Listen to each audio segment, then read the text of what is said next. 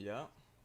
So yeah, I just started the streaming, so it should be online now. I will just. Oh, sorry.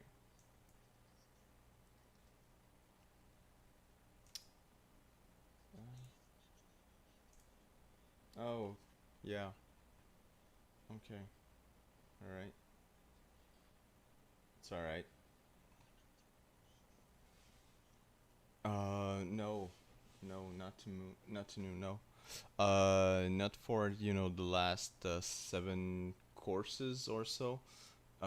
Because I took the first half of the semester to give you much as information as I can. So the second half it's more lighter in content or yeah.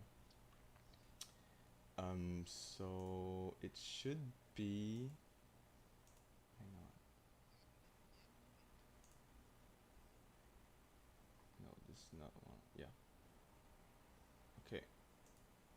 So the stream is online. Well, it should be online right now. I'll give you. Yeah. Yeah. You are here. Um.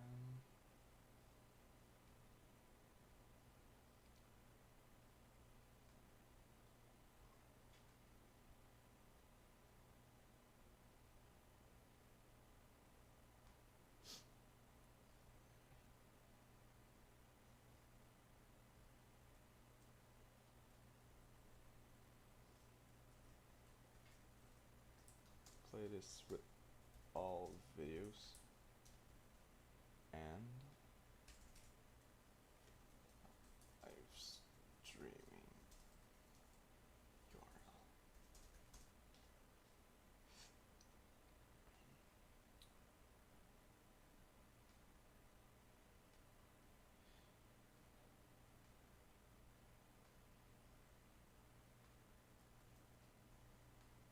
There. Oh, this one. There you go.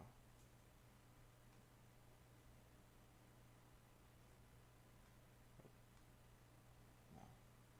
All right. You should receive this. Yeah. Got it. Cool. Um.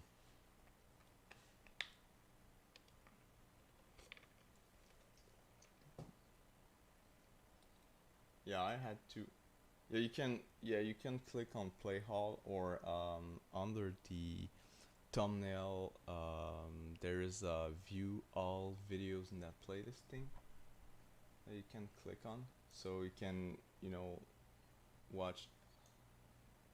Yeah, it's listed there.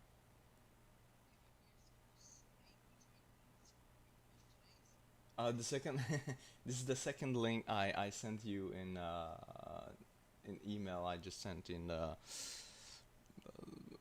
yeah 45 seconds ago. So yeah.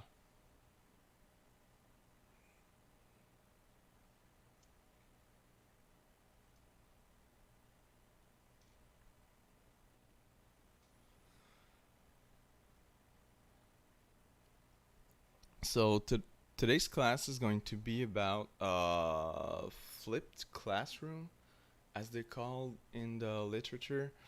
They sometimes say inverted pedagogy, which I don't really like because it's not, you know, an inverted pedagogy kind of thing. It's more like doing things differently. This is a special course. Also, today's course, sorry, is also a special one because I used for the first time in my young career, I used the flipped classroom approach for teaching this class, but for during the winter semester. So I can relate um, to everything I'm going to be saying today because I have experienced it. Um, I'm not telling you that this is the information about a flipped classroom that's going to be presented to you today is it's more true than the other class. The only thing I'm saying is that I will be able to give you a concrete example of what I'm presenting to you today. And this is an approach I've discovered, and I choose in order to answer some contextual need for that class. For the record, I taught this class at the Mont-Laurier campus. So it's 3 hours and a half from Trois-Rivières. So I had to travel 3 to 4 hours in order to give my a course in Mont-Laurier, and then come back for another 3 or 4 hours road travel. Yeah. So basically, it was 6 to 7 hour travel time between my home and my workplace in order to give one class. So not that I don't like traveling. I really like it, but it was hard for students. Was really hard for them to have access to me if they have a question or something that they want to show me. For example, mailbox not working, or they want uh, to use different features that it's hard to explain. Technical stuff are hard to explain when you're not face to face with your teacher. So and also it was 7 hour long class. So yeah, it's really long class. Human brain usually um, is usually hooked on something for not more than, what, I don't know the exact number, but I read that it's after 10 minutes or 15 minutes, if there's not something, is there still, the same tone in the voice, the same bass in the voice, brain is just giving up on, on attention. So just imagine how long it can be, a 7 hour long class. Um, so it's really hard, not only for students, but for me as well. And I had to find a way to make this class more enjoyable and more relevant for students learning, for learning purpose. So I thought, and also thought that a 7 hour class is just not a good way to learn. You cannot learn in this kind of environment. So I tried the inverted. Well, I still call it inverted classroom because in French I call it classe inversée. But we will discuss about flipped classroom today as a pedagogical approach that can help addressing, that kind of problem, and not only that kind of problem, because we cannot see my face with my cap. Sorry. There you go. Okay, so this is also a method that can be used not only to answer that kind of problem, and not only with university students, but for younger students as well. As you will probably notice in the video that I want you to watch in order to complete the fourth lecture Q&A for that lecture Q&A assignment. So My problem was, well, first of all, a 7 hour long class, which is not my, I cannot change that. I cannot, this is an administrative decision, so I do not have any kind of power to change that. Um, this was also 3 hours and a half road uh, travel. Well, in total, it was a 7 hour travel time in order to give a 7 hour class. So just imagine how long it can be an hour, a day of teaching in those conditions. So I had also this problem. I had to address this problem. So I thought a way that in order to make teaching more enjoyable, like I said. So I thought of the flipped classroom approach would be the best fit for my needs. I always told you to first address your pedagogical intention and your teaching needs prior to identifying technology to choose. So, um, yeah, I decided that, and I didn't even really read it about the flipped classroom. So it was really experimental. Experimental. I didn't. I haven't read anything about flipped classroom. I knew that it was an approach that can, enhance some motivation kind of stuff for learning and stuff like that. But I never really read about how to actually do it. So I had to learn it on my own. And it went really well actually. Even though I didn't have some theoretical background, I didn't know anything about it. I tried to figure it out how it's going to work. So, well, the presentation content is going to be, like I said, about flipped classroom using ICT. Well, using ICT, it's kind of obvious because you cannot do flipped classroom if you're not using technology. And I don't want to say fake stuff, but I think this is one of the only pedagogical approach that is relying on ICT.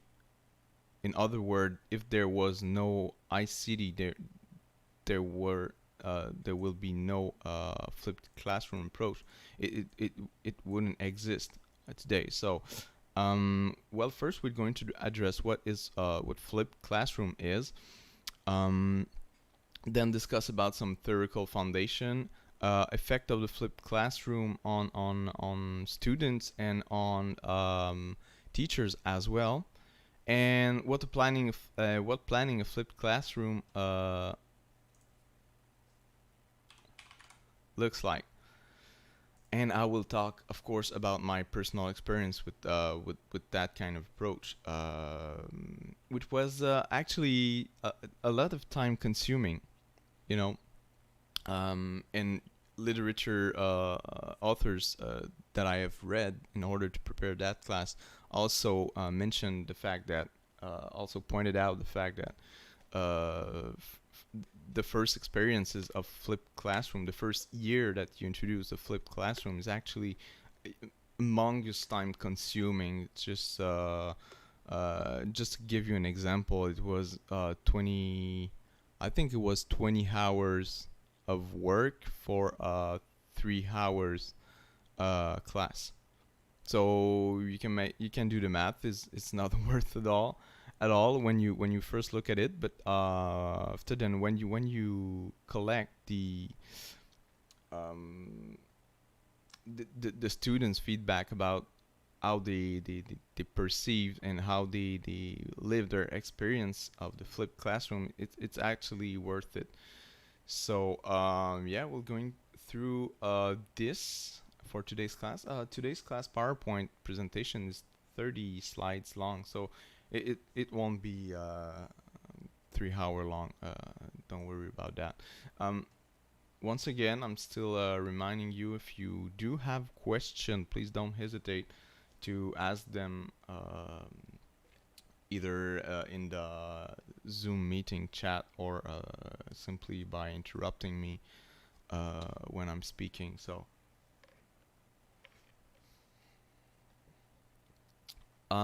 first question I want to ask you, what is flipped classroom? What does that sound to you when we talk about flipped classroom? Yes, Mary.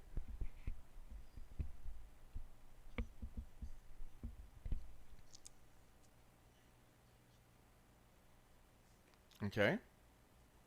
Yeah. Well, this is computer are obviously needed for flipped classroom. Of course, we also need internet, um, or not. Y- Yeah, that's a good reflex though.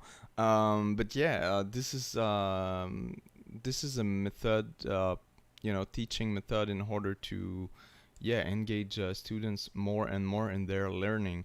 And I want to say something first. What we are doing right now, the Zoom kind of stuff and the YouTube live kind of stuff. This is not okay. This is not flipped classroom. This is only online teaching.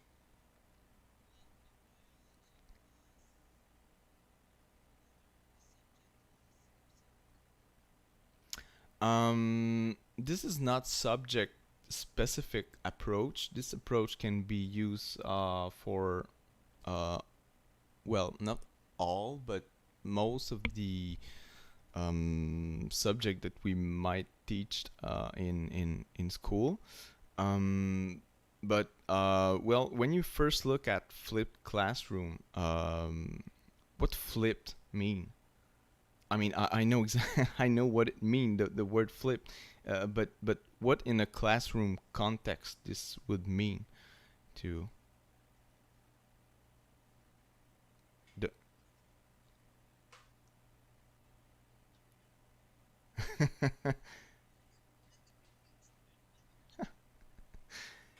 So basically, what you're used to do when you're in classroom is listen to the teacher's lectures, right?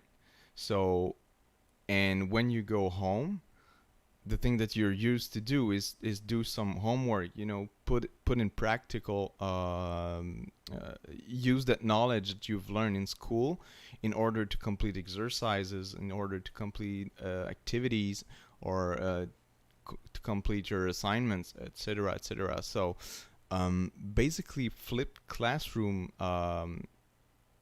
is kind of inverting those two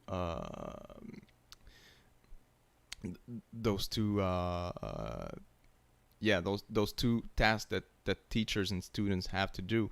So when you're in class, students will be doing their activities and doing their exercises all the time. So all the classroom all the time that is spent inside the classroom is used to complete and to do some exercise. There is no formal teaching.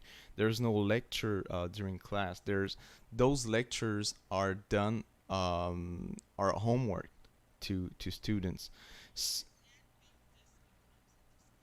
yeah, yeah, exactly. Yeah, yeah. Yeah, it's flipped. It literally, it's flipped. So that's why I prefer the flipped classroom. Um, uh, Call it. I preferred calling it a flipped classroom instead of a flipped pedagogy, because it doesn't mean that the pedagogical role are inverted.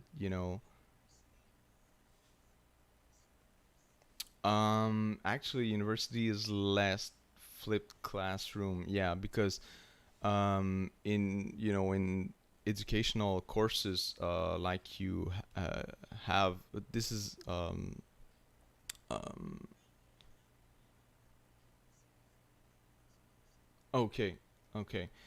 Yeah, there's a preparation. There's a part where you have to read lectures in order to be more prepared to a class, but still you have a lecture approach in that class. So this is why you know I hesitate to call it flipped classroom, because it would mean that every time you spend, every minute you're spending in class, there is no lecture at all. There's only exercises and discussion and debate, and and there's no not note taking in class when you're doing a flipped classroom. And so what I did with this class during the winter semester, so I give the EDU 2027 class. So what I did is I recorded video of myself explaining, what are the different approach. For example, yesterday we talked about um, interactive board and touchscreen. So basically, what I did is recorded myself teaching about this topic and put it online. So, and I asked my students to go watch that video prior to prior to the class, where they will have to you know uh, be more active. They will in class they had to, for example, explore softwares, manipulate the interactive board, play with tablets, etc., etc. So they add knowledge, before entering that class, so they are more prepared to complete the task. And this way I can record videos, and this reduce the time we spend in class. So it reduces the time we spend in class, because if we're in class, you're a student, you usually don't have questions. You understand everything that have been presented on the video. You're in class, you're doing all your work, you're doing it in, I don't know, an hour and a half, and if you do not have question, everything is done, and you do not have homework. So this is a flip classroom approach is an approach that really put the emphasis on using that knowledge that you have learned on YouTube, on whatever teacher asks you to read or to watch. And when you come in class, you come with your questions. So we're going to discuss about what you've learned, and after then there's a more active part where you will have to do some exercises and stuff like that. So um, let's go for maybe a more explicit definition. Um, and I think this is too small. There you go. Sorry, Donna, I will mute your your microphone. All right. The action of flipping the classroom implies the inversion of both teachers' and students' expectations regarding the traditional lecture. So what we want to say, Barrett wanted to say about inverting the expectation is that when you come in class, you expect the teacher to, do their traditional lecture, being in the front of the class, transmitting knowledge, and students being passively waiting for that knowledge to come to them. But flipping the classroom implied the inversion of that of those expectations. So when we're doing the flipping classroom approach, students are going in class with the expectation of of being more active, using that knowledge in order to complete a task, to develop their skills, their abilities, etc., etc. So, one of the first time teaching strategy have been identified as flipped in a scholar paper was in, and this is not really important. I just want to make sure that you can situate in time and recognize that the fact that flipping classroom is a really new approach. Uh, this this doesn't exist since too much time. Yeah, I do see you now. All right. It's all right. So, and redefined and refined by Lage, Platt, and Triglia in 2000, as they named it inverted classroom. So, inverted classroom, flipped classroom. This is the same thing. We're talking about the same stuff. Despite the way authors called it, these approaches essentially rely on inverting what's done inside and outside of the classroom. So we can say that the classroom is flipped or turned upside down.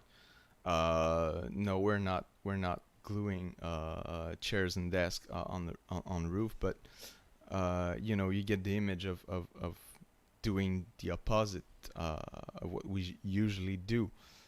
Um, and doing the opposite of what is usually meant to do. This is something that I really like. Yeah, I really like to do things differently, and this is, I think, the part where flipping classroom began to be really interesting for me. So, what does this mean for students is that content is learned at home, so as homeworks, and exercises are made in class. So, as an in-class learning, where you take the knowledge you've learned and being active.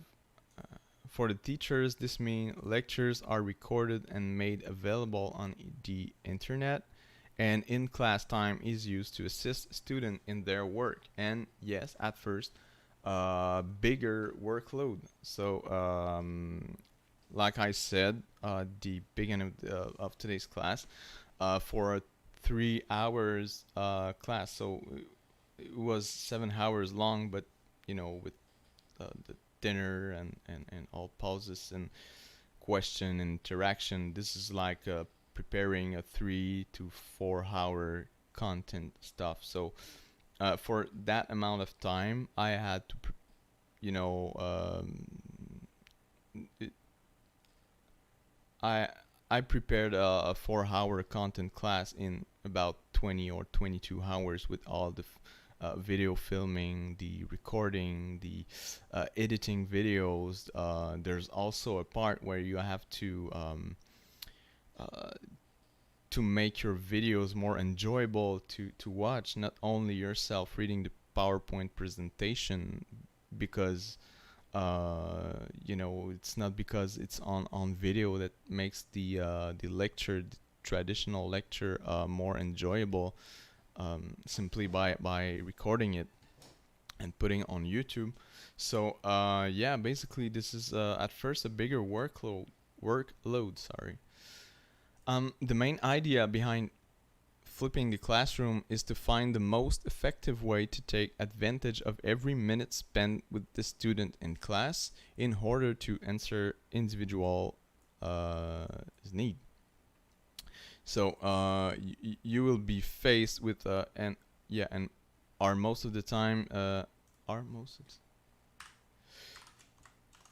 and most of the time students' difficulty appears when comes the time to apply knowledge during activity phase, during active phase, during exercises, assignment, discussion, exams, etc., or discussion, and bypass the what I call the syndrome. So I really like that the image of a teacher in front of a class, teaching traditionally with this PowerPoint presentation, stuff like that, and asking the class, "Do you have questions?" And the class simply, "No." Or the, "Do you understand that?" "Mm-hmm." Yeah. When you when you're not sure that that person understand, or yeah, that syndrome.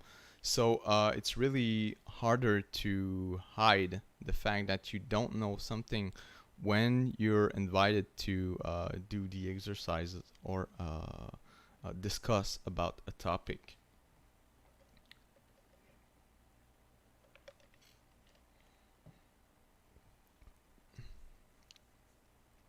The main advantage, I want to say something about that.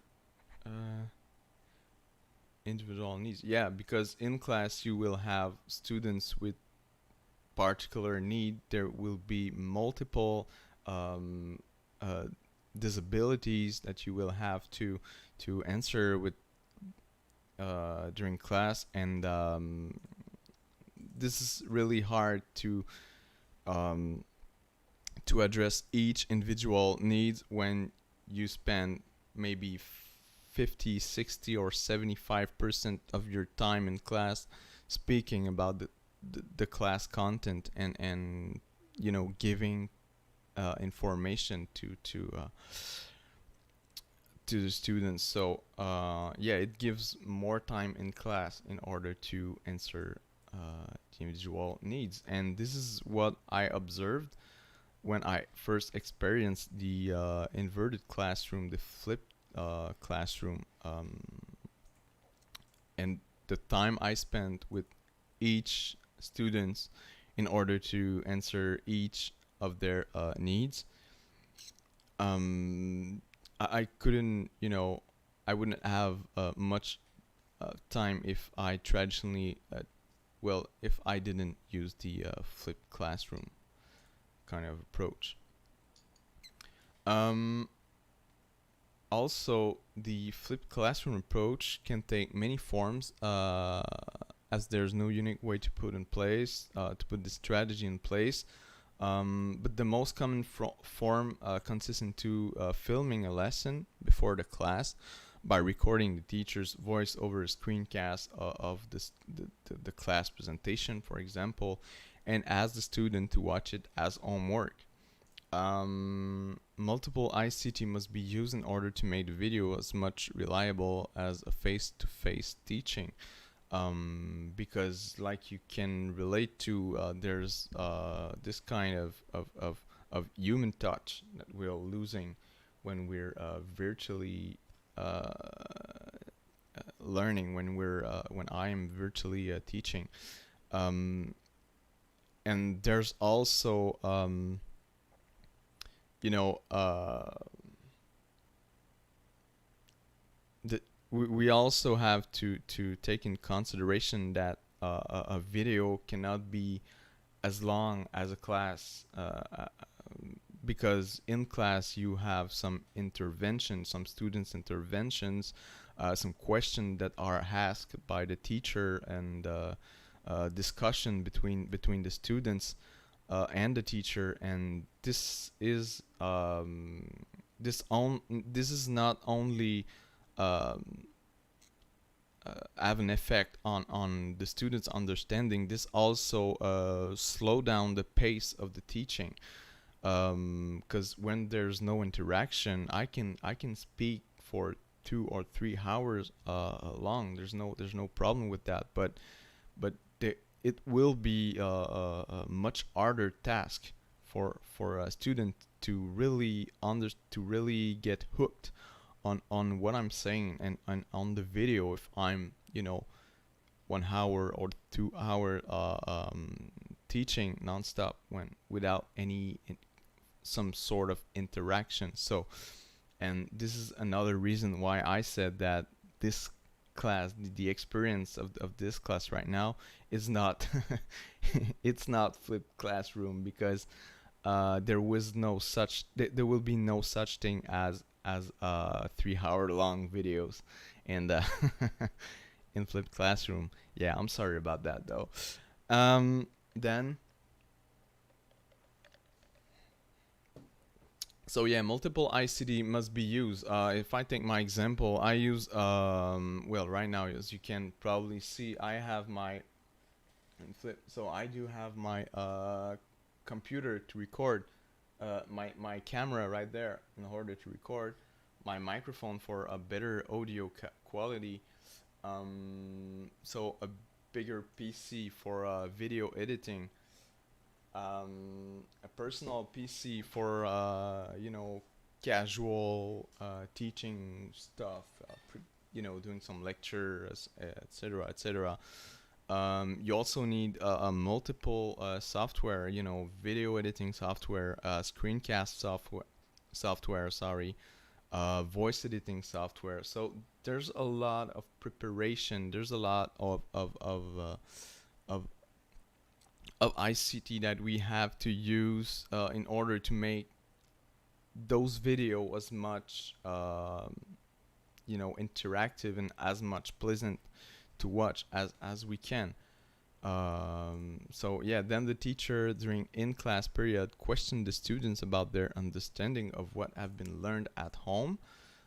Question can take multiple form as well, so it can be taking the form as exercises, assignments, school project, debate, discussion, like I told you, and etc. etc. So yeah, so this basically sums up what the what is flipped classroom section.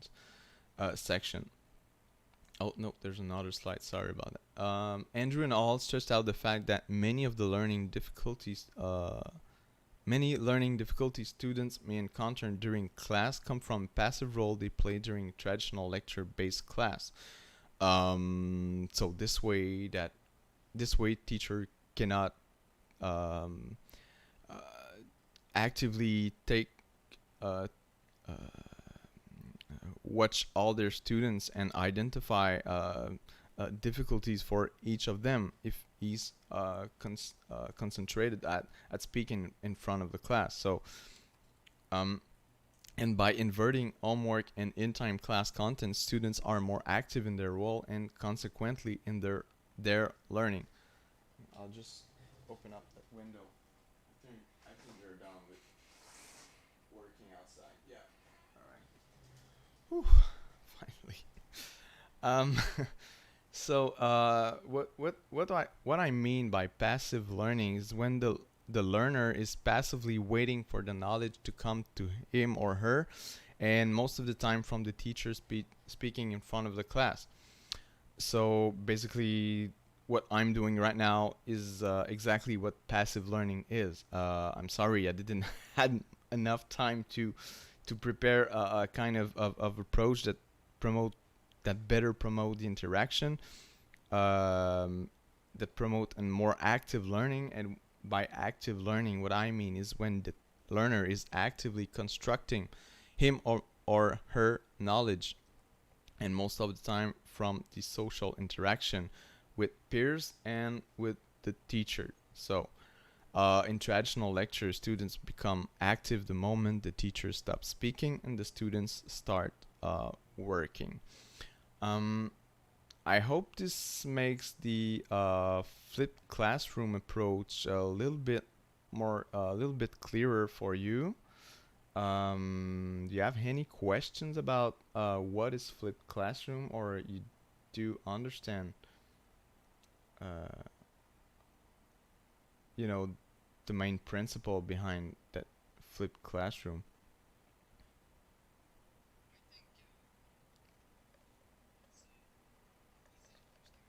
Mm-hmm. Yeah, this is basic understanding for the flipped classroom. This is not the most complex approach. Sorry, Mary, you want to? Okay.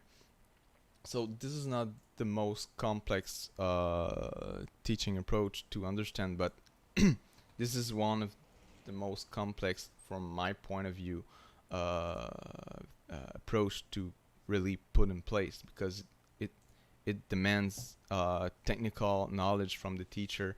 It demands we'll get through that later on. It demands students' autonomy. It demands more time from the teacher at first. So and there's no empirical study. There's no study that can prove that flipping the classroom is having a real impact on the students' grade or on students' learning process. But this is an approach that is justified by a lot of theories, a lot of teaching theories that have been individually been proven to be working. So it's important to firstly address the reasons that might explain the reasons that might researchers, sorry about that sentence, think that the flipped classroom approach can be beneficial for learning.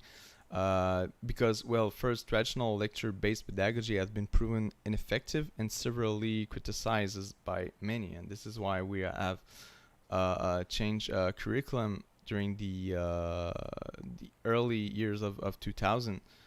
Um, yeah, of course. Okay.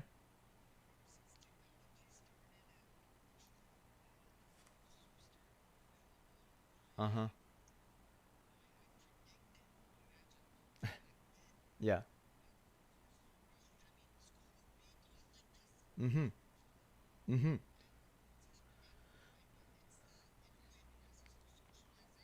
Yeah. Yeah.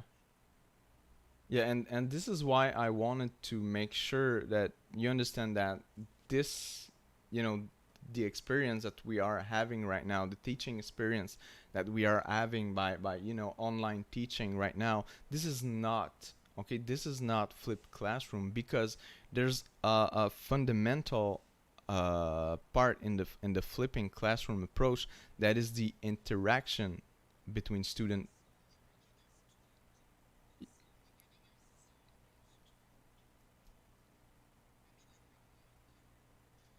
Yeah. Mm-hmm. Yeah, and that's the future in, yeah, considering the fact that the pandemic and all the stuff like that. But flipping, yeah.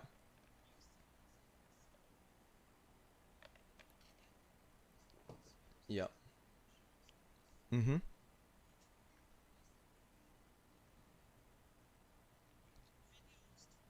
Yeah.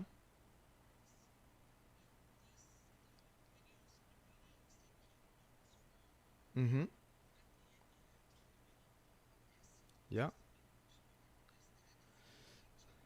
This is one example of flipping the classroom. And correct me if I'm wrong, but your kid is still going in to school in order to he's still having. Okay, so if everything is online, this is not a flipped classroom because, yeah, it would have to include. Yeah, yeah. This is no way that this is not online substitute the teaching.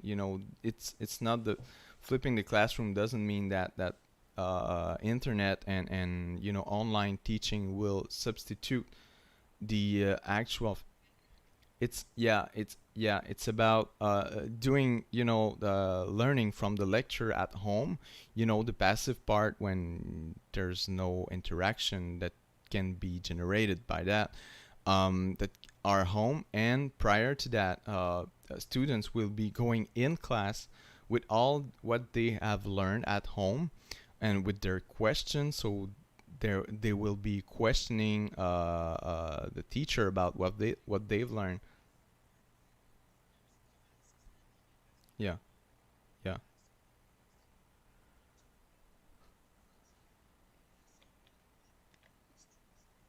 Mm-hmm.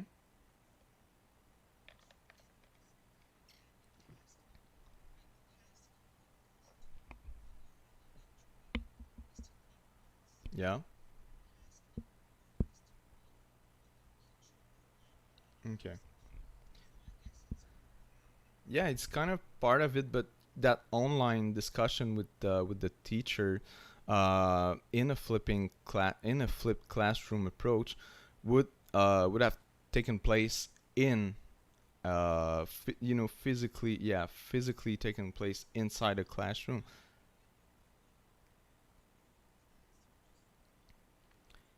It Well, it's preferred to do it with the whole class so students can interact with each other. And this is a big part of flipping the classroom. Is that we do not take out the social aspect of learning, because it is so important that students can interact with them. Yeah. Okay. Okay.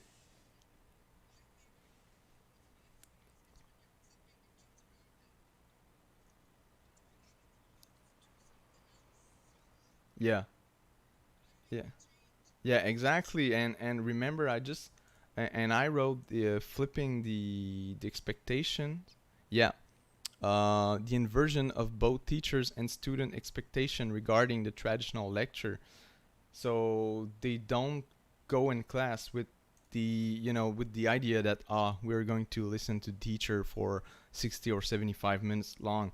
No, they're going to class with in mind the fact that they're going to interact with with their peers.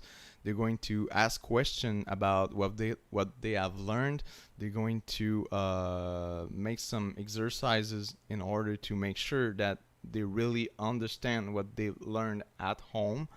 So that social, that in class time is really, really crucial in order to really, make sure that everyone understand everything about what uh, the lecture that have been made at home. Yeah.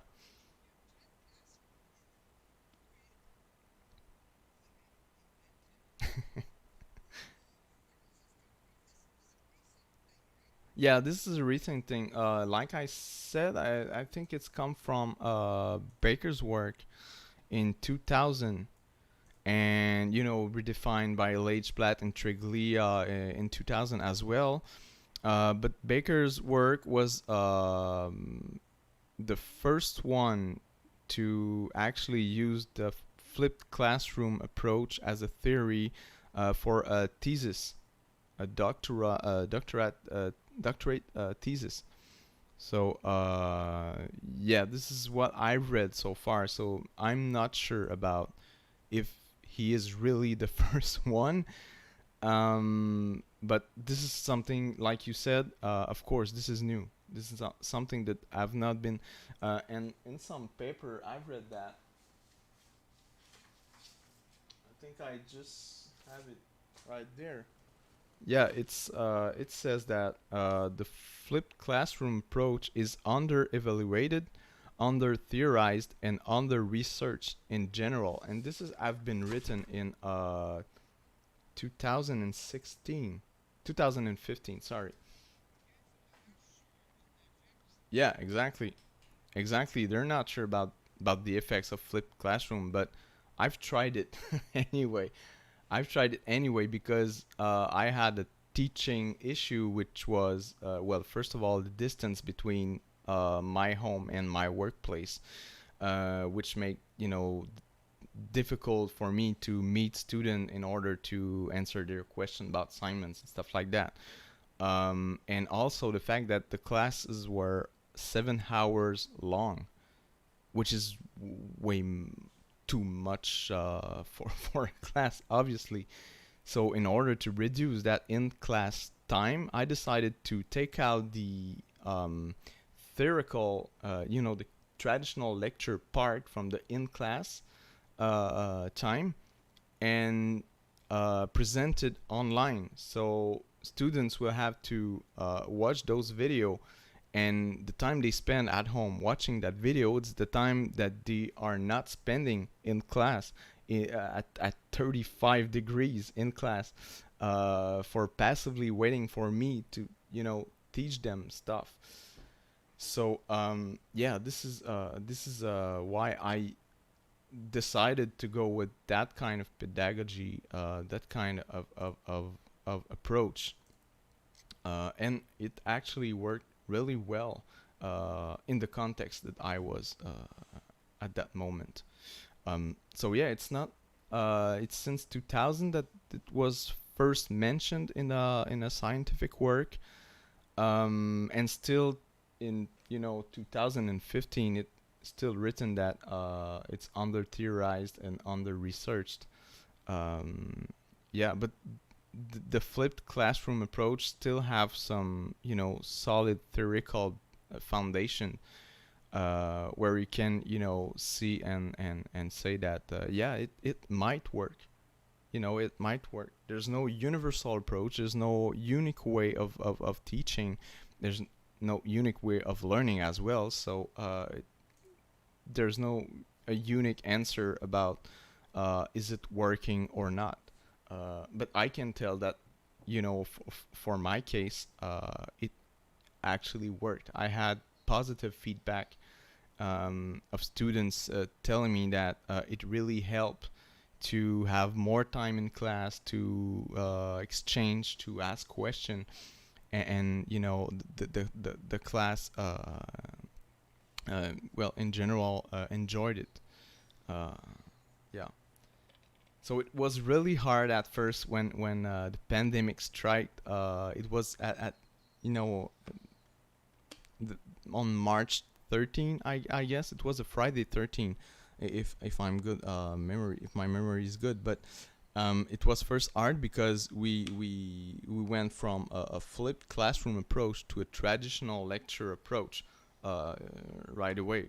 So students really, they experienced the traditional part and the flipped classroom part, so they had a better idea of for comparing those two teaching methods.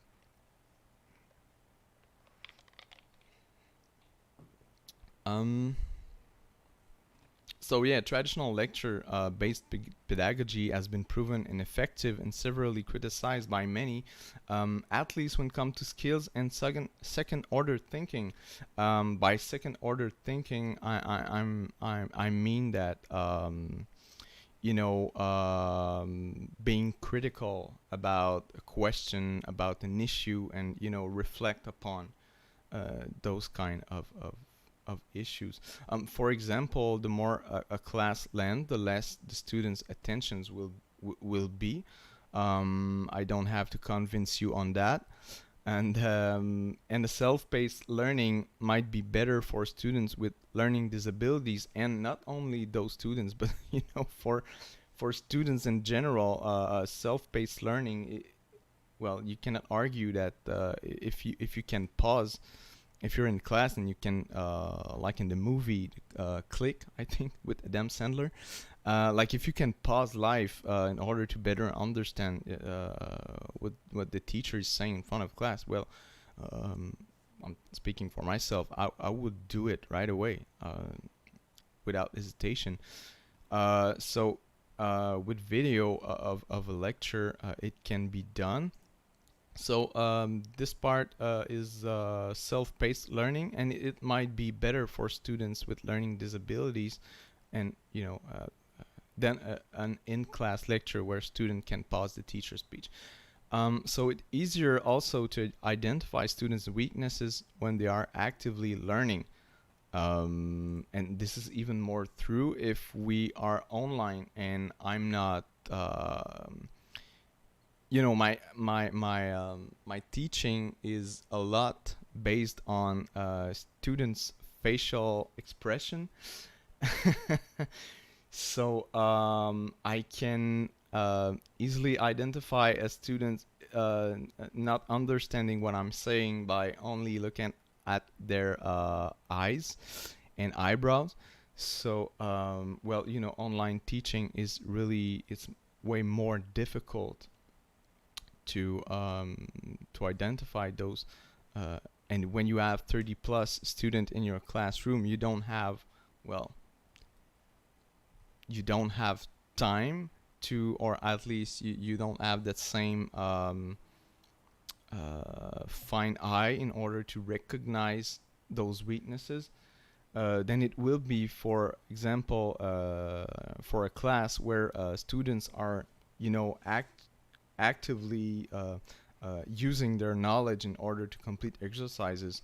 This is easier to identify when a student is not doing their work in class than to identify a student that is not fully understanding what the teacher is saying the lectures during the lectures.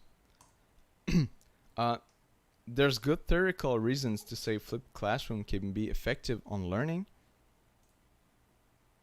Oops. We must talk about, well, first of all, self-determination theory and cognitive load theory in order to really understand if what are the reasons that allows us to say that flipped classroom can be effective or not. And some other generally used theory like social constructivism, etc., that we know as well. So what self-determination theory is? So according to this theory, a student will have a better learning outcomes if what she or he learn makes sense for him or her and inherently linked with motivations. So basically, if I say something to you and you can relate to some experience you've lived, or with some other theory or other knowledge that you have learned in other classes or in life in general, when you can relate what the teacher is saying with yourself, your own experience with the world, it makes more sense to you. And if it, if the teachings and the knowledge makes more sense for you, it will be easier to find that motivation to understand it. So there's three basic cognitive needs for the self-determination theory, which are competency, autonomy, and relatedness. I will get through every single of those cognitive needs in few seconds. And also implication of both intrinsic and extrinsic motivation, which I'm pretty sure you already discuss about that in your class, in your other classes. And second of all, another theory that we're going to discuss about is the cognitive load theory. This is where a student's working memory is subject to three types of load, so intrinsic type, extraneous type, and Germany type, and overloading it impedes learning. We're going to discuss about that as well. So yeah, the three basic cognitive needs, like I said, let me adjust that. There it is. So first of all, a student needs, in order to be more effective in their learning, a student need to, well, first feel competent about what they learn. They need that. They need to feel that they belong. They have the required skill, the required ability in order to understand what is presented. And some of the time, well, not only some of the time, but not all students have the same learning pace. So when it comes to traditional lectures in front of the class, like I said, the teacher's pace when he's speaking cannot be paused by anyone. So some students might feel that they are not competent enough in order to understand, but this is only a contextual concern. This is not even about his competency, but this is about his feel about his own competency. So yeah, students need to feel competent if they want to learn in a social context. Also, autonomy, which stands for students need to feel in control and independent in their learning in order to engage themselves in a task. Otherwise, it will simply give that autonomy to the that task to the teacher. So it will feel that, well, it's the teacher's job to teach me things, so I will, passively be waiting here and taking note, engage myself in a frenzy note taking process, and I will memorize it and vomit it on assignment, or on my exam sheet. So yeah, students need to feel in control and independent in their learning in order to engage themselves in a task. Well, with the flipped classroom approach, this puts a lot of emphasis on the student's shoulder, because it's his job to, when he comes home, to watch the video and learn all the knowledge that he has to learn in order to um, complete the exercises that are going to be asked in class, during the next class. So, and the third cognitive basic needs is relatedness, which stand for the students need to feel they belong to a social group, like Donna expressed about online classes replacing the classroom, and taking out the social aspect, the face to face social aspect of learning. This is something that is really important for a student to be, to engage himself in a learning process, is that he needs to feel, he or she needs to feel that he or she belongs to a social group, which, the school, the classroom, uh, is a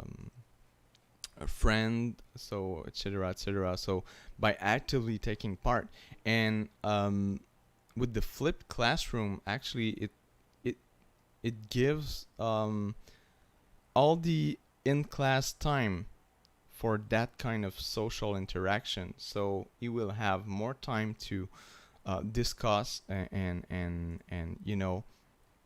express his or her understanding about the knowledge with others, with his classmate. So these are the three basic cognitive needs in order to really put in place a flipped classroom approach that is effective from a self-determination theory perspective. And also, I don't want to put too much time on that, because you probably already know this. But there's two different kind of motivation: intrinsic and extrinsic. Intrinsic, it's when motivation is based on internal outcomes. For example, positive feeling that emerge or we anticipate to emerge from a completion of a task. For example, completing a marathon because you want to achieve a personal milestone. Extrinsic would be motivation based on the external or separable outcome, so positive consequences that emerge or will emerge from the completion of a task. For example, completing a marathon because you want to inspire others to do the same. Or if I take a in class example, it will be putting effort into studying for an exam because you want to have good grades. So this would be an extrinsic motivation, because it is not about yourself, your own development, your own understanding. It's about having something else that can be separated with yourself. So that will be extrinsic motivation. And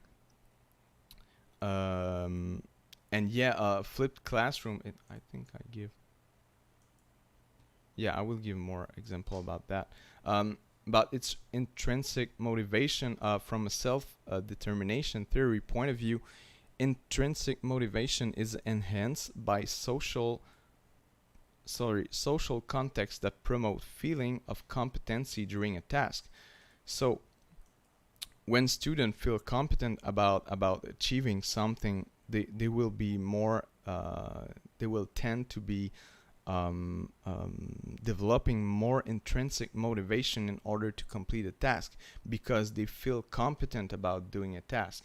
And this is where the in-class time is so important in the flipped classroom approach. It is so important to maintain that social interaction between students, even though they are learning from home, even though they are watching videos and reading text at home. They need to, when come the times to the in-class time, they need to feel competent. And this is where the teacher can actually intervene with the students that may have some struggle with some part of the teaching that they might not have understand. So we can easily identify this. This feeling of competency will be effective only if students also feel autonomous and in control of his or her learning. So if you have kids, if you ever have kids, younger children, you'll notice that when they achieve something by themselves, they they are proud to show you what they have achieved by themselves. And this is exactly the same thing as asking students to learn from themselves at home, so they're autonomous about either or not they watch the video that you ask them to watch. And when they come in class, they autonomously watch those videos, and they will come in class and complete their work by having in mind that I did this all by myself. Students will be more engaged in a task if they feel that they are, first of all, competent about doing that task, and if they also feel that autonomous and they are in control of their learning. And intrinsic motivation is also more likely to emerge within a social context that gives a sense of relatedness to students. Because if you, for example, you go for a training with other teachers in the province, and you don't know anyone in that training conference, you will have that motivation to go to that training because yes, of course, you want to professionally develop you want to develop your professional skills, of course, but it will be from a school need to send you in information, but in training, sorry. But intrinsic motivation is also more likely to emerge within a social context that gives a sense of relatedness to students. If students feel that they belong to the class, they will be more tempted to give their opinion about what they've learned. They will be more tempted to ask questions, to exchange with their peers, because they know them better. They feel that they belong to the class, and what they are about to say is not it is actually relevant for them, and important for the entire class. So during traditional lecture-based class, where students are passively receiving the transmitted information from the teacher, sense of competency and autonomy cannot emerge. of course, because like I said, they are passively waiting for the teacher to give them the information, because students are not in control of their learning. The teacher is actually in control of what they're learning. On the other hand, sorry, a sense of competency and autonomy is needed in order to complete task that requires the use of skills, sorry, and second order thinking. You cannot actually um,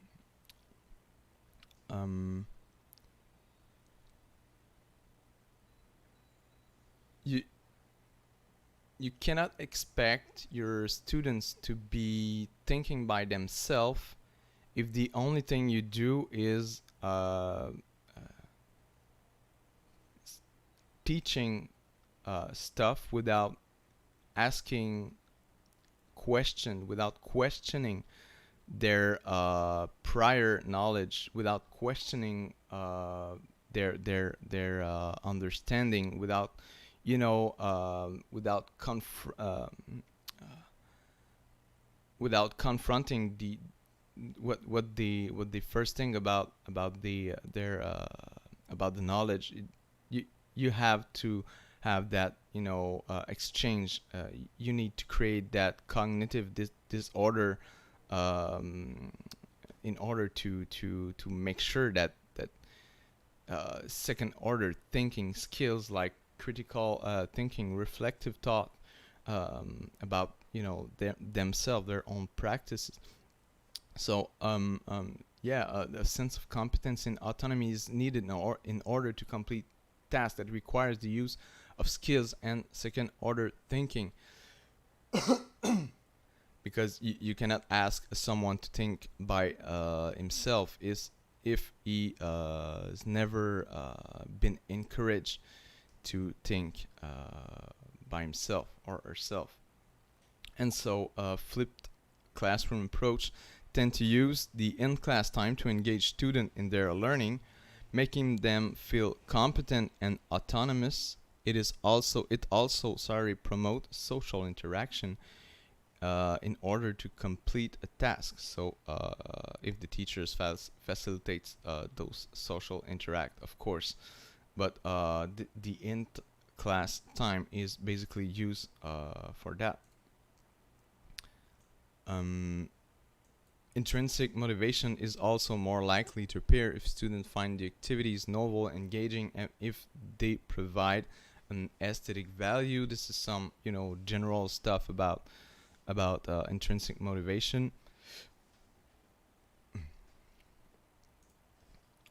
And extrinsic motivation is not automatically separated from intrinsic motivation, and sometimes legitimized by it. Well, not quite sure how I'm going to explain that, but I gave an example that I think it's speaking by itself. A student might be motivated to complete an assignment because she or he understands the importance of it. So that will be intrinsic motivation. So I will complete something because I know it is important for me, for my own development. When will come to the time to choose a job, to choose a university program, so this is the extrinsic part of the motivation.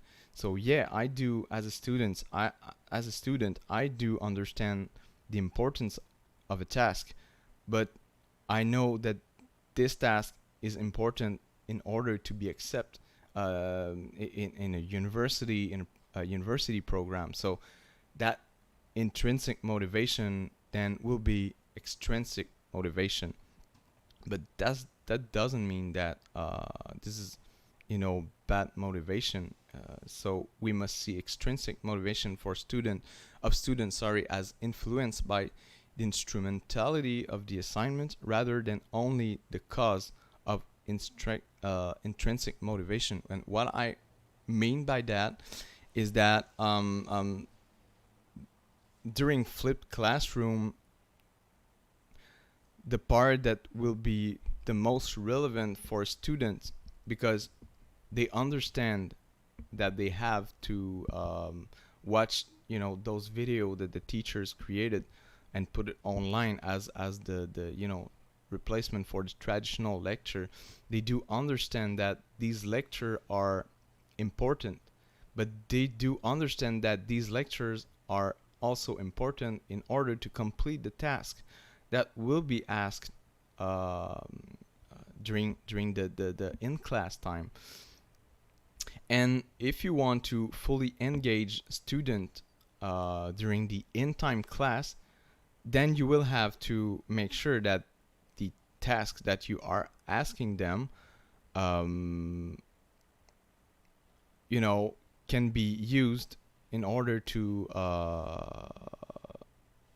facilitate that understanding of how important it is, of what they learn and how important is are the learning that they have made uh, during outside class time.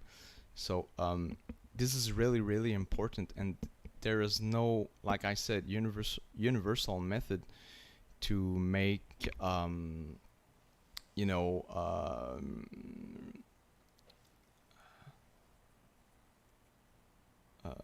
to make the task meaningful for the students.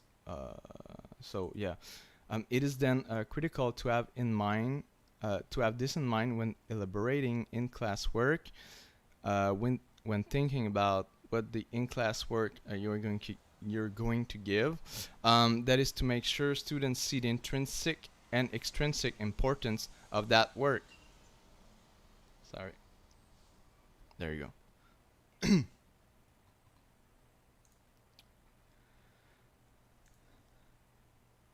Then the flipped classroom approach also found there some theoretical foundation, some theoretical justification within the cognitive load theory, and this might be the most obvious one.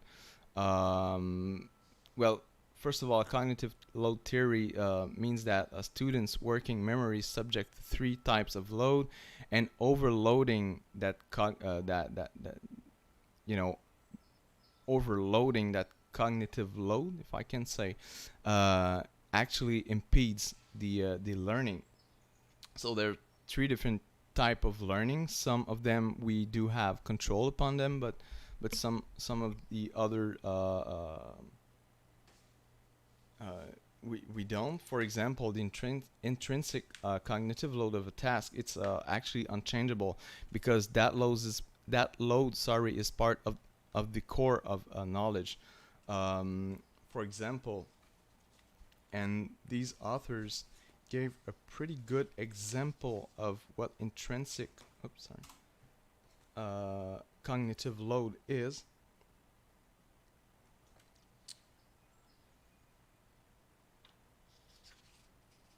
Time to, yeah. So basically what the author said is that, for example, for the intrinsic cognitive load of a task, they wrote, for example, the concept of a square being a shape with 4 equal sides and 4 equal angles carries within an irreducible difficulty. This is something that is remained unchanged. Whatever am I saying? Whatever the approach am I using? This is the intrinsic cognitive load of a task. And if you put too much of that intrinsic cognitive load during a class, then it will actually impede the learning. There's also extraneous cognitive load. It is additional load and can make a knowledge more difficult to learn. And the author pointed out the example. They're using the same example of the concept of square. So they say, to take the square example, presenting this concept exclusively in words introduces extraneous load if the instructional goal was to understand the geometric shape in two-dimensional space. This is, this is obvious. You don't teach what a square is without actually drawing it. If you only, use a vocal to express or to explain what a square is, it would be more difficult to understand it, instead of simply using a board and draw a square. So yeah. And finally, Germany cognitive load. So it is additional load that make the knowledge easier to learn. So with the same example, presenting squares of different sizes or rotations might lead to Germany load, as would asking the learner, to explain the concept to a friend. So I could actually do the opposite instead of the teacher saying in front of the class. So yeah, a square is four equal sides and four equal angles of 90 degrees, four equal 90 degrees angle. Instead of that, I would be drawing a square and ask the student to explain what they are seeing to another student, to his peers. So this way it will be easier to learn than simply giving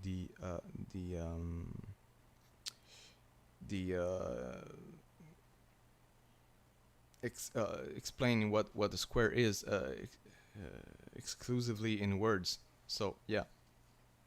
And flipping the classroom might have a positive effect on reducing the cognitive load of a single lecture-based class, because actually what it can be done with the flipped classroom is that when I teach, I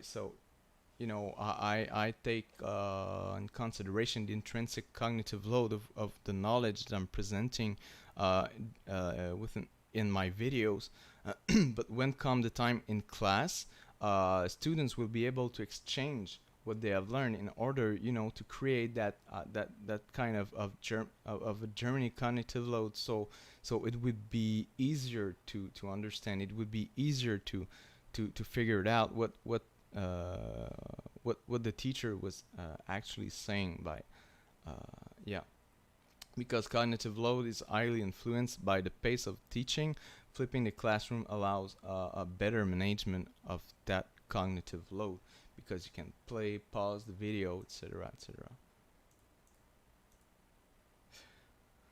And sorry, the cognitive load of a lesson is not the same for every student. This is why it creates some learning differences between students and others. Student with learning disabilities might need less extraneous and more genuine cognitive load, and this is what flipping the classroom can offer to those students by giving them the ability to pause the video and rewind the video, and maybe listen back what they not well understand. And when come time in class, they will have the opportunity to ask the teacher questions about, to make sure that everything that is taught within the video is understood by everyone. When it's well designed, when a flipped classroom approach might be more effective on addressing every student's particular need, because I'm repeating myself, but you have more time is spent in class answering students' questions. But in order to have benefits, teacher must make sure that students are doing their lecture at home before going class, and this is the main I would call it an issue, the main issue that a teacher that will face a teacher if he wants to use the flipped classroom approach is that there's no concrete way to make sure that every student is watching the video at home, is doing their lectures at home. So yeah, it can be more problematic, can be more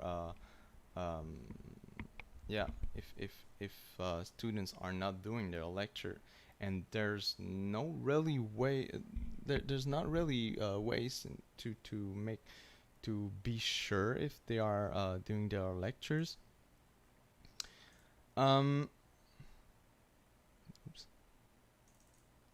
Effect of flipped classroom. What's the effect of flipped classroom? So, like I said, there's few empirical studies. So there are few studies that actually, you know, use the normal class and a flipped classroom class, and they compare result between them, and they say, oh, with the flipped classroom approach, you know,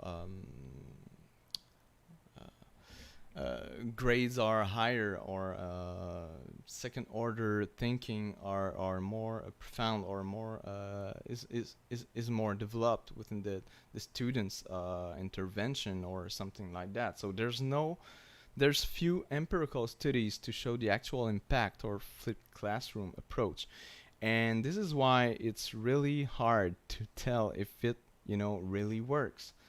I've experienced myself, and in that case, in that context, I can say that it worked, but I'm not quite sure if it would have worked with you know, younger students. Uh, but the theoretical assumption on which relies the potential of this approach have independently make their proof. And by theoretical assumption, I'm talking about that self-determination theory and the cognitive load theory as well. But still, this approach can have benefits on motivation and autonomy, which are two major factors of success. Not only success for the students, but success also of you know, the efficiency of flipped classroom. So and I really like that quote from Goodwin and Miller when they say that the absence of evidence does not mean there is evidence of absence. So since we do not have proven that this approach is not true, we cannot say that there is no that there is no benefit of using this kind of approach. But you know, theoretical assumption was oh, it's the same. Sorry. Yeah. So I took a study where they actually have a teacher that have experienced the flipped classroom among their 142 students. So yeah, in their study, Gilboy and associates asked this 142 students who have participated in a flipped classroom experiment, and they actually found that 76% preferred watching the video lecture over in-class lecture. We do not know much more about why they preferred watching video. It would have been interesting. But some of my students have said that it gave them opportunity to watch the in-class content, you know, the videos of the class content while they were preparing, while they were driving for a class, while they were you know, brushing their teeth, while they were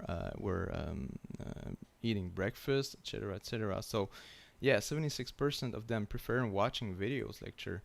74% would rather participate in the in-class activities rather than listen to the teacher's lecture, you know, and for the same amount of time.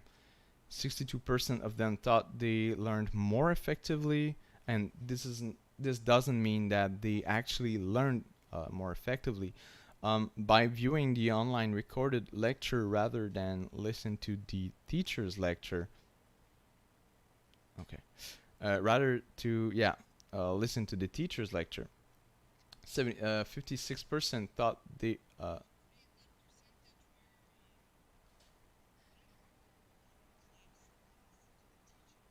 yeah, yeah, of course, and this is why I say that there is no unique way of teaching, and there's no that, and the number are speaking for, by themselves.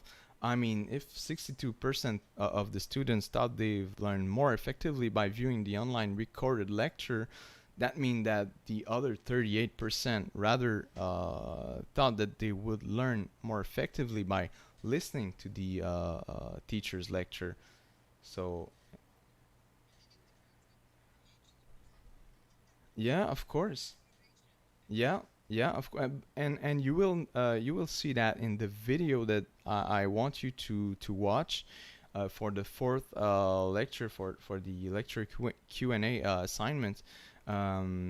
This is a case where an entire school adopted that the flipped classroom approach and decided to put in place in every classroom of a school, and the result are really interesting in some point, and really this is not all black or all white. This is there's a lot of gray area that we have to have in consideration, and this is why you know every time we talk about pedagogical approach or intervention, there's no unique way of doing things, especially when it comes to when the effect is on human beings.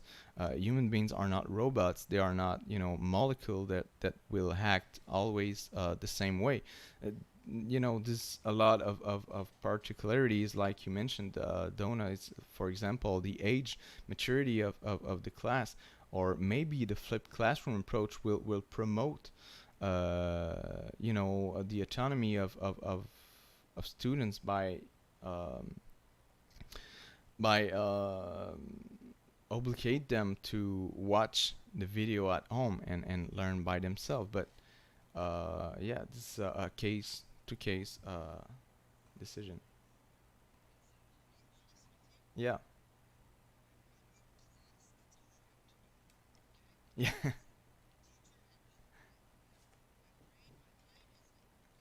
Mhm. Yeah. Yeah. Yeah. Yeah. Yeah. Exactly. Exactly. And this is also.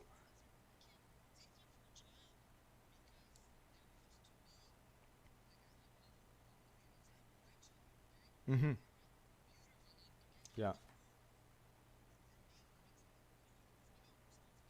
Yeah. Yeah.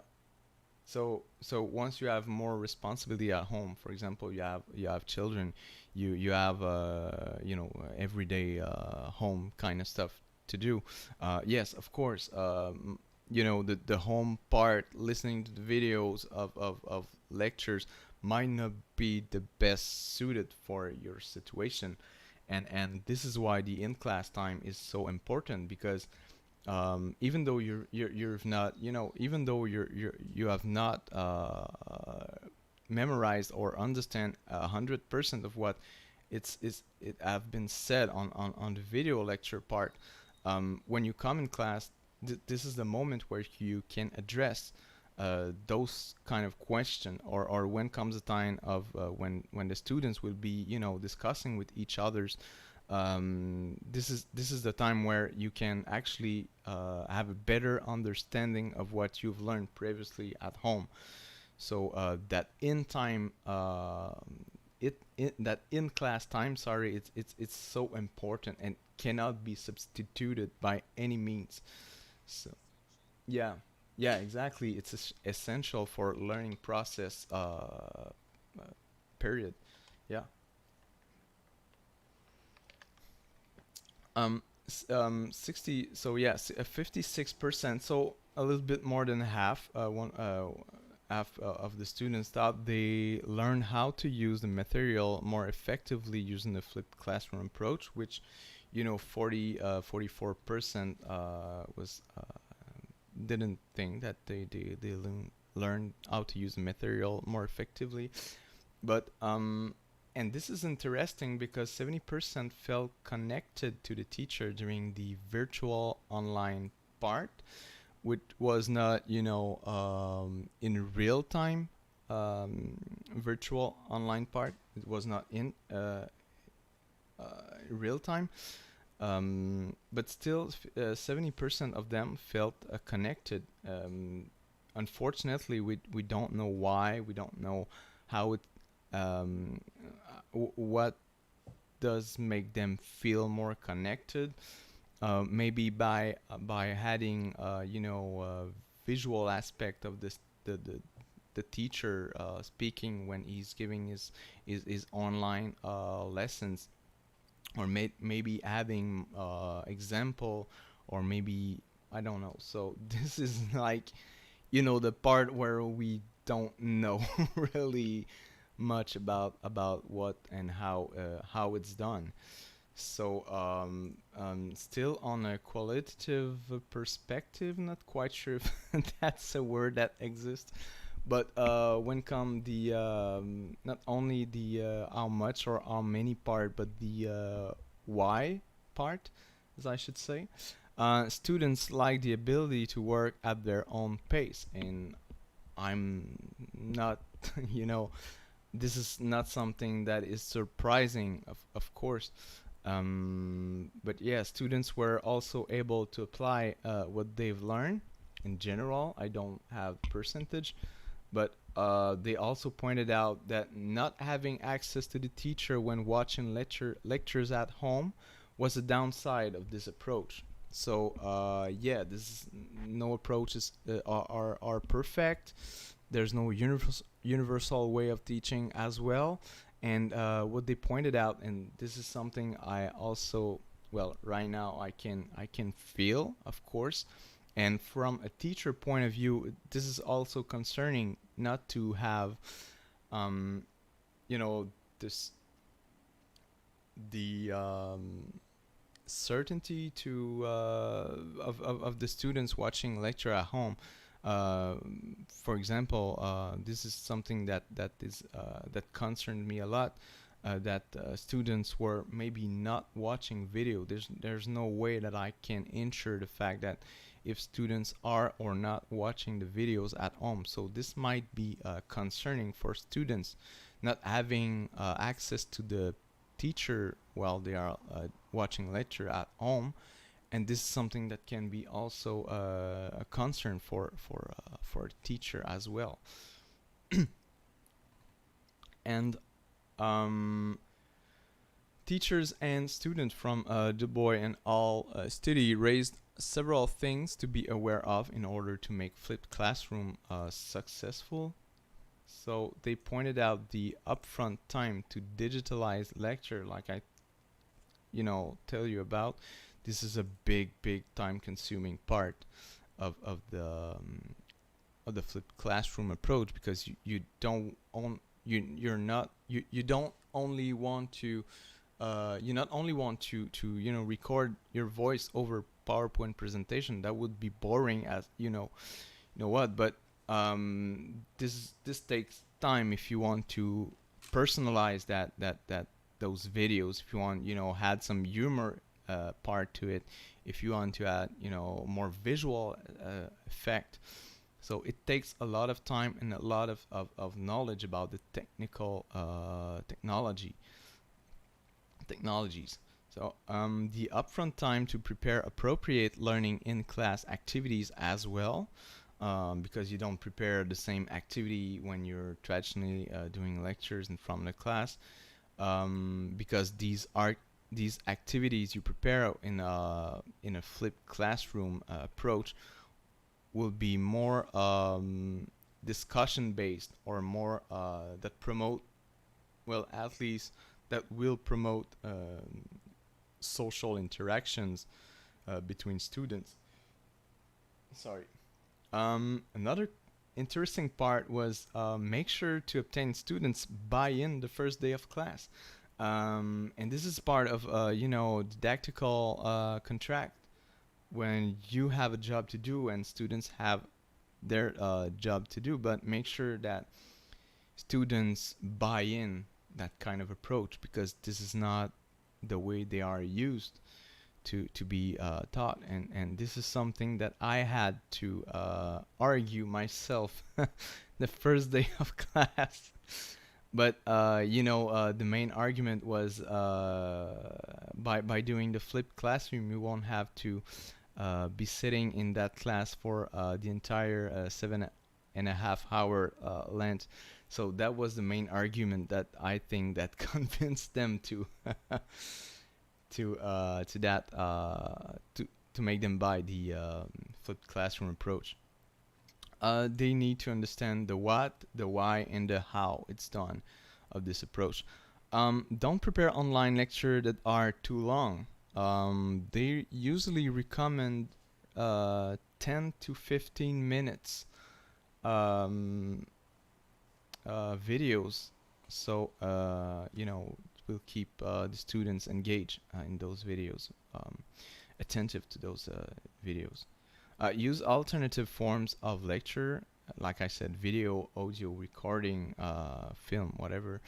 And students are held accountable to watch lectures before going to class. So put in place strategies that ensure they don't skip, homework, lecture homework. Do I have example? I do not have example, unfortunately, because I did not had to to put in place some sort of strategy or special strategy, because I considered university students to be adults. So but when implementing this kind of approach in with younger students, maybe have some sort of point-based strategy, or I don't know, maybe to make sure that they don't skip homework. And this have not been addressed by those authors, but I feel important to make sure that parents as well understand the what, the how, and the why of this approach, because the homework, the lecture homework, is going to be more effective if parents are encouraging their children to watch those videos. And maybe it would be something that is important to note, that not only the students, but make sure to obtain the parents buying the first day of the class. And what planning a flipped class look like? I haven't had much information to give you about that particular part, but and I wanted to use that time to talk to you about my personal experience. But one of the video that I want you to watch clearly state what I want to tell you within that part. So, but these authors identified 3 components of the flipped classroom. So the before class, during class, and after class, which basically are basic component of teaching anyway. But each component follows different pedagogical intention, of course. When it comes to before class, it's designing the online part of lesson by focusing on the work that students can individually master. So all the low level, what's called the low level learnings, which is everything that can be memorized, or concept, understanding of concept, and both content and delivery method is to you have to take in consideration both content and delivery method, because if you deliver a content, if you do not choose the right way to do it, it will impede. It will act like an extraneous cognitive load, an extrinsic cognitive load on the content you have to teach. So both the content and delivery method.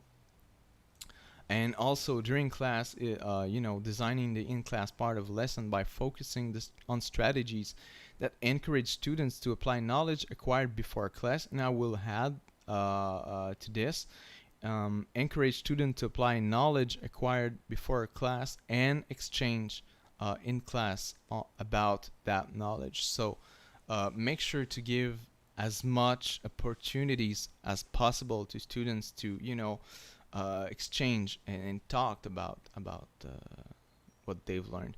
In-class activities must focus on developing skills, so applying the knowledge, and behaviors. So when I talked about second order thinking, this is exactly what I meant by that. So behavior that couldn't be developed without social interaction, though. So these social interaction are crucial to the success of the flipped classroom. And after class, assessing students' learning by making sure the assignments intention are consistent with the in-class activities intention. So you will not be asking students to memorize stuff from the videos. So for your exam, for example, you won't be adding true or false questions, because these are focused on the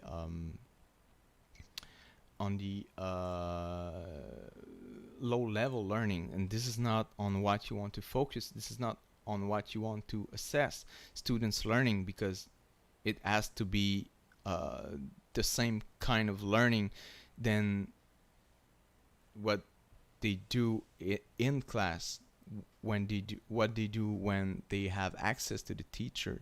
So make sure that the assignments intention and the in-class activities intention are the same. So yeah, this is it. uh, this is it. Do you have any question about flipping classroom? uh, does it help to have a better understanding of what flipping the classroom might look like? um, is it something that you think it is possible to put in place with you know um, um, um, primary school students or kindergarten child? Maybe. You think? Yeah.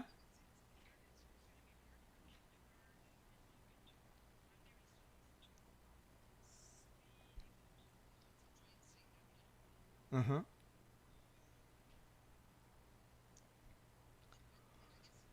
Yeah. Yeah.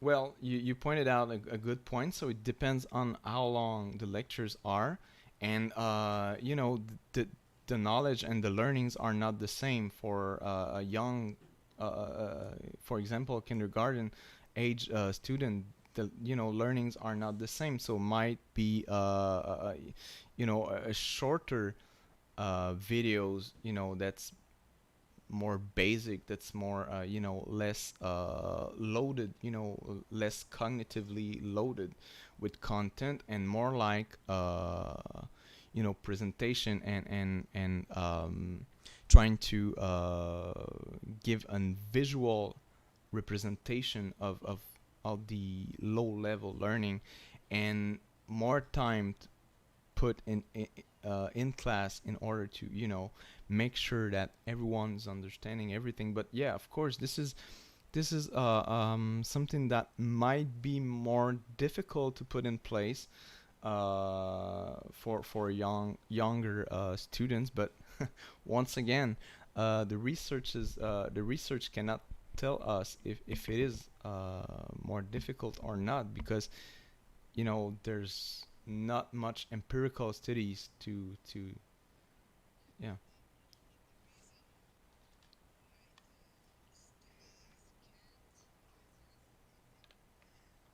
Mm-hmm. Yeah.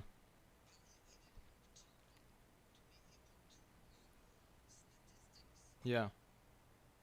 Yeah, and even if we have statistics on, let's say, one, two, or three class, so let's say a hundred students, we this not give us, the right to use those statistics and apply them to, all the students in the province. So we yes, we this is, empirical studies are important to understand, how it's working, and it if it, worth it.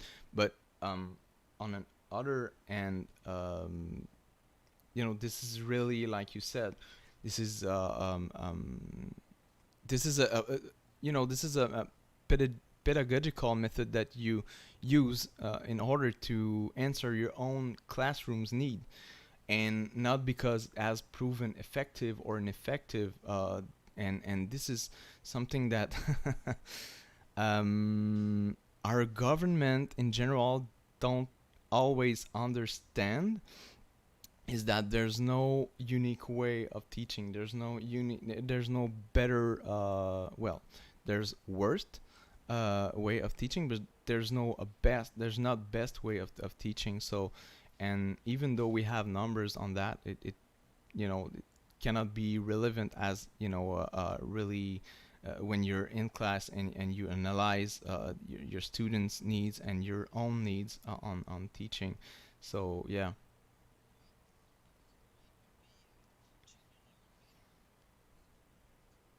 Yeah.